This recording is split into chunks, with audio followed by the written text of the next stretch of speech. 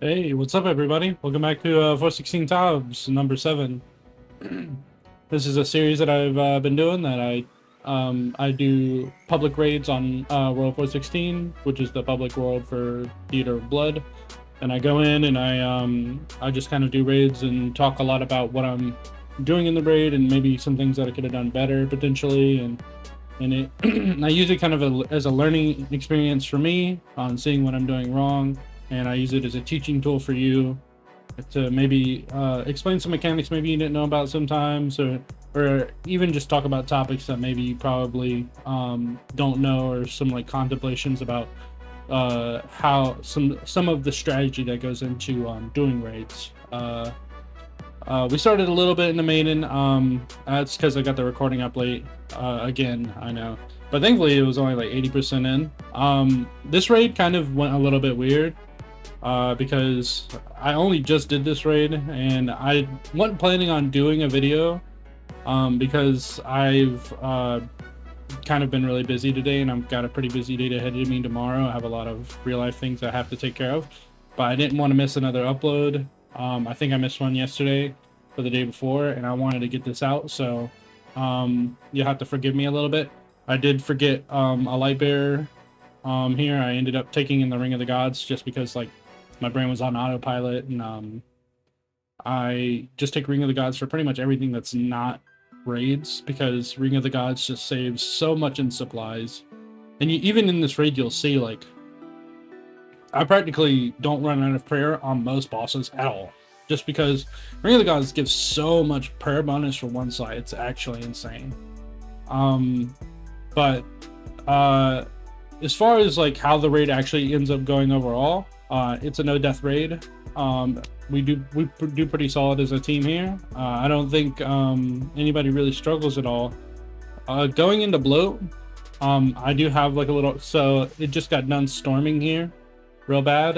We were under tornado watch for a little while, and I started doing this right as I thought the most of the storm had passed, and right here I hear a sound in like the outer side of the room, and there's nobody here but me, and I was wondering what the sound was, and so I was like assuming that it had to be related to the weather. And so I was like, let me go check on that. And so I get up and I leave and I go make sure there's no fucking like tornado on the doorstep, you know what I'm saying? Like, I'm just being safe. So I actually spend a good portion of this bloat at the start AFK. So I'm sorry to the raiders and I'm sorry to the people that are watching this, you know. But I really wanted to get this video out today. So I guess I'll take this time to be like, you know, thanks for watching. If you know, I really appreciate everybody that's come in and they're supporting in every way they can. You know, I do this because I really enjoy it. I've been having quite a lot of fun making content and talking over it, and kind of doing this kind of analysis gameplay, and I feel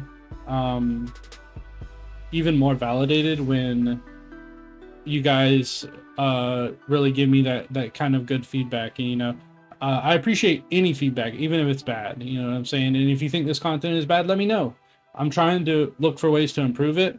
I've been trying to brainstorm some ideas on how to make this content shorter, but I haven't really, like, I've considered like cutting out parts where I'm not talking, but I'm almost always talking, so it's like nicking off a couple seconds here, a couple seconds there isn't really reducing the overall runtime of like a 20-minute raid, you know what I'm saying? So I'm not 100% on how to make this content shorter overall. So like, if you have any suggestions, let me know in the comments. I'm always looking for ideas. Me and my brother were gonna plan on doing the top recording today, but shit just kind of got piled up. I needed to get a lot done, and we ended up not being able to do it. It's like 4 in the morning right now, with me recording this video currently. So we just did like a couple of the new Titans just for fun. I hadn't done them before, and me and him spent a little time learning them, and it's honestly solid content. If you haven't done the new Duo Titans with a friend yet, it's a pretty good time. There's lots of good hectic moments. I really recommend getting that Twin Flame Staff if you're going to do the new Twin Giants boss, because dude, without that, like, being able to put the staff on and then just click the things that you need to click, like, it is brutal on the switches. You spend so much time like getting those switches in correctly. But good bloat going into Nylos here.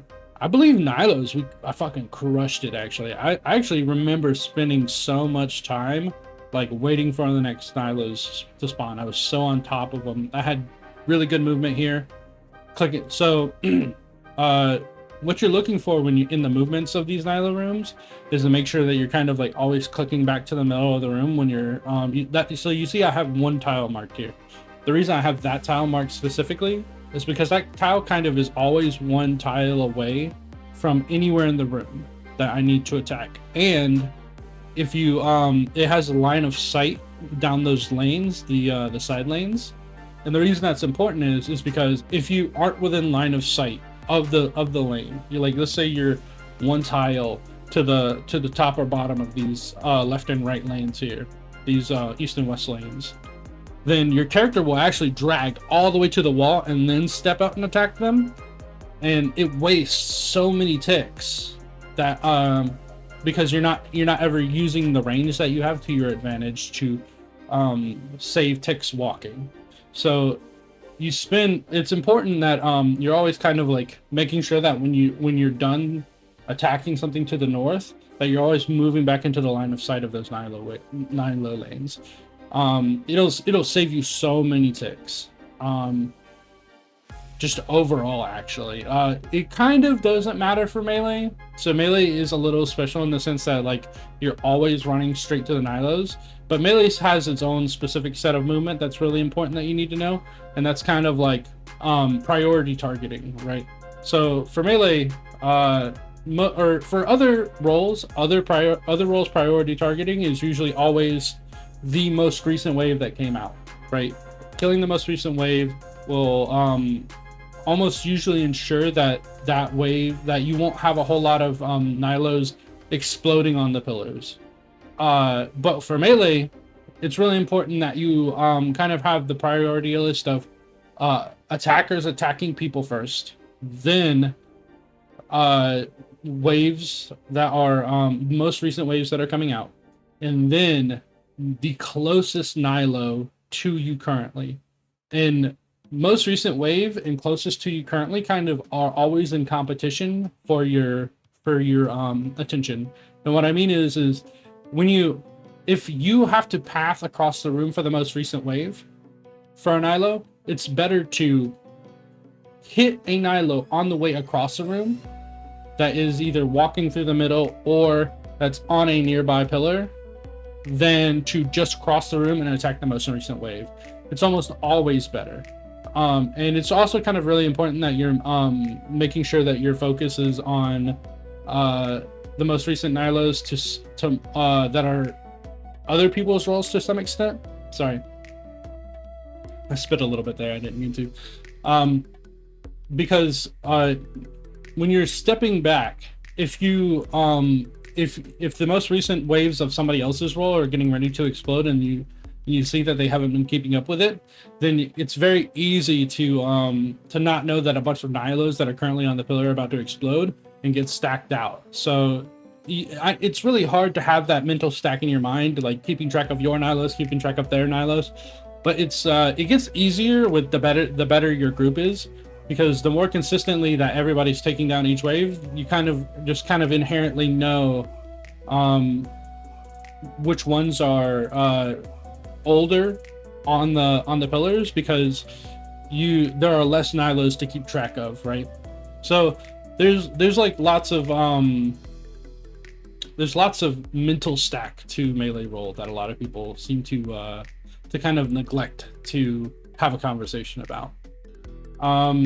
Again, no Toxic Trident. I was considering taking Toxic Trident, maybe just to be like, I don't want somebody to look at me and be like, oh, why aren't you bringing mage these raids? And it's like, we had a conversation about that last night. I'm not gonna go through it again, but for anybody wondering, I don't take mage just because I feel like it's too many more switches for very marginally more DPS on one specific boss and none of the other bosses. It just doesn't seem worth to me. I would rather have the supplies. Going into Sotoseg is like a little. It gets a little hairy because it was the mazing was kind of quick. Like we had some pretty competent mazers, but they were mazing like it wasn't 416. And what I mean is like like I said like a couple times now, when you're doing mazing on 416, it's very important that you don't make it fancy, because the skill level of players that play on 416 very wide. And you don't want to be the guy that's like pick perfect all the way across the map, all L movements, all diagonal movements, and you've did the most efficient pathing through the maze, and then have one person that doesn't have the skill level to do that fall behind immediately. Like you can even see me make this mistake here. Like I think I start this off with a couple L movements, and then my brain immediately goes, hold on, back this up. We need to start going down the path. See, right here. I'm like, into the path, into the path, into the path. Click the corners. Click every corner, and then you see me misclick not click the last tile there. It's also very important that you're clicking that last tile, because it's not easy for everybody to just assume that the tile that you previously stepped on will be the last one. So remember, just kind of keep it in the range of like the average person's skill level for movement. So I actually end up tick eating this soak ball. Sick. Fucking chef's kiss. I almost don't flick this range prayer on accident. And I kind of spooked myself out a little bit, because I was like, I didn't quite see it coming at me, because it kind of came at me like a little bit late, and I was like, oh, if I don't get that switch right now, I'm not gonna have enough time to build up enough health to survive a missed hit. So I stopped drinking brew and immediately switched prayers, rather than like potentially brew up and get a last minute switch. I pre-switch early rather than just continuing to do what I was doing. I do actually miss quite a few flicks here.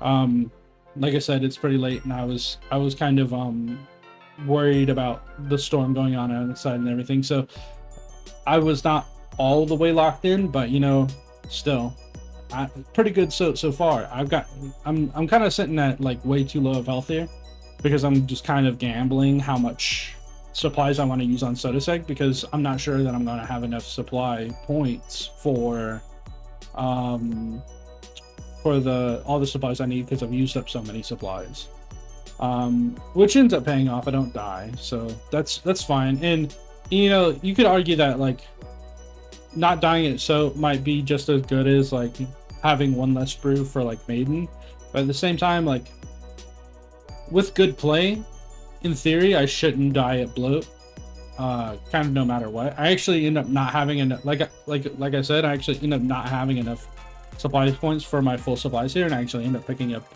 some leftovers off the ground. So overall, great decision. I ended up being able to get out with full supplies because of that decision, and I don't know that I would really go back on that choice. Yes, it was a bit riskier, but sometimes you gotta risk it in order to kind of come out better overall. And that's kind of an unusual concept that I think a lot of times for PvP or PvE in RuneScape, because you see this concept quite a lot in PvP in RuneScape, because the idea that you need to risk it in order to open that potential up to kill your opponent with a spec weapon in PKing is a lot more of an understandable concept versus the concept of sacrificing resources for longevity of your raid. And it's kind of an important skill to have too.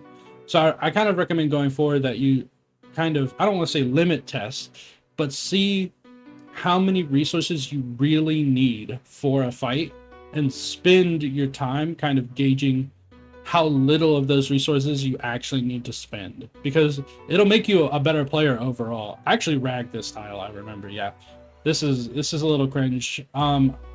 So my scythe walk here goes about half bad. I actually get about half the scythe walk, but I end up taking so much damage here because of bad clicks. I end up clicking back onto this poison tile like 3 or 4 different times, and like it was just the shakiness of the storm. And Xarpus, as a lot of people know now, my mental is shot when Xarpus scythe walking starts going bad like this. So like you can see here, like I'm doing everything I can to like stay locked in, and I'm struggling right now. I'm trying not to rag tiles. I'm just eating these poison balls, dude. I didn't care. But still ended up being decent overall. We made it through most of the scythe walk with the scythe in hand. 2 max hits back to back with the T-bow. That's crazy, man. I'm fucking look at those T-bow shots. God damn, guys. Shit. I just did like fucking 100 and what? It was like 180 damage in 3 attacks. That was crazy. Thankfully, the tiles I rag here are none of the movement tiles between all of these. We pretty much can't use the entire west side, so my plan here is try to stay between these 2 east side tiles, because chances are, because Xarpus can only look in 4 directions, right? He always looks diagonally like this. So staying between the 2 sides that have the most potential to be able to move onto a side which he's not looking at is the highest, because if he's looking to the west ever, you're already on the tile that he's not going to be attacking. And if he looks at any of the tiles east, you're always one or two tiles away, or 1 or 2 movements away, I should say, like 2 or 4 tiles away is a better way to say it. 2 or 4 tiles away from a direction he's not looking. So it's really efficient to kind of like understand where like your optimal spots to stand during Xarpus are for movement as well. The start of Verzik here goes a little bit cringe.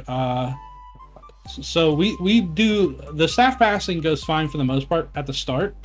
I kind of get lost in the sauce a little bit here in just a second, just like not understanding like what happened. Like I kind of lost track of whose turn it was. So I'm right click. I waited like a couple of ticks there to see if somebody was actually going to pick the staff up. That wasn't me, and somebody didn't. I was like, okay, so this must be my staff then.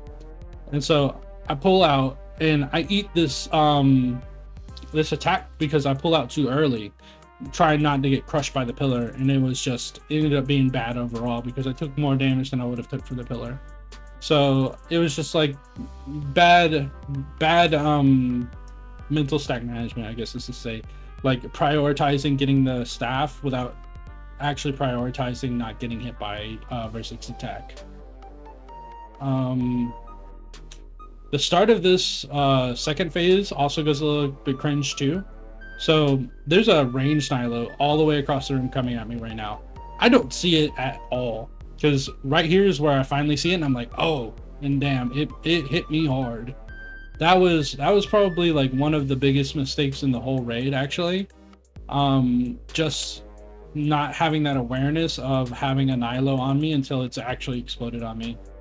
And it's kind of really hard for me to not have that spatial blindness, because in my head the only thing I'm thinking about is the attack cycle that Verzik is on, right? Like what ticks I can get back into the attacking of her. I'm not like at this point I'm not even thinking about what actually is going on in the room itself, because I had kind of like took mental notes of the other Nihilos and didn't assume that there was another one coming from across the room. That's kind of how the mental stack went. Overall, side walking is pretty solid. I don't think I've messed up a single cabbage here. That's fucking sick.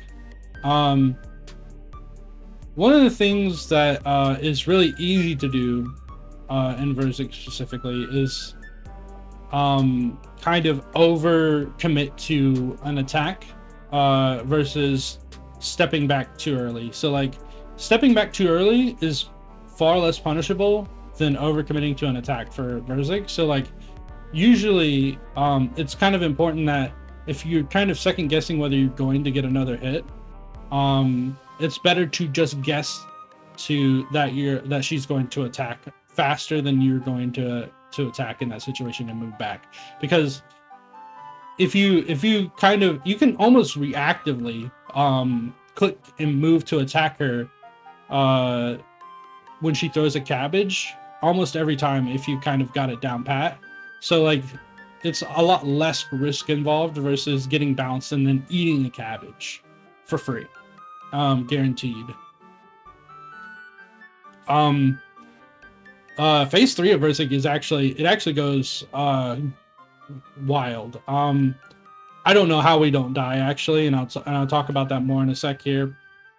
We do end up clearing it with 0 deaths, but as you'll see here during this web phase, keep your eye on Mr. Soul Reaper Axe guy here, because he's going to scare the living fuck out of me. So I go a tick early. Everybody ends up I wait a tick and I let everybody catch up, and then Soul Reaper Axe guy skips an attack, and I was like, whoa, that's crazy. Why have you done this? Now you're a whole tick ahead of us, and now he just stays a whole tick ahead of us. And like the fact that we didn't get webbed up is crazy, like actually crazy. We end up accidentally initiating tornadoes here. I don't think anybody realized how good we actually hit. And so here I am trying to throw some challies down, trying to get this kill dead before yellow balls come out, because this is where it's going to get a little sketch. So I try to click on this tile to move there. I was like, fuck, abort. Managed to make it to that yellow tile. Good tornado management there. I managed to like already have a lot of gap on it before yellow balls came out, so I didn't have to worry about building the gap to survive. But overall, fucking fantastic raid. Purple, never lucky, when you know it. I do go check to see if I got MVP here, and I do believe the other Scythe guy got MVP. Yeah, just how it goes, brother. But I wanted to say thank you for watching, and again, if you have any constructive feedback or some criticisms, I'm more than appreciate it. Even like gameplay criticisms, like I understand, and I take everything that's said into consideration all the time. Pretty shit loot when you know it. And thank you for watching, guys. Be safe, okay?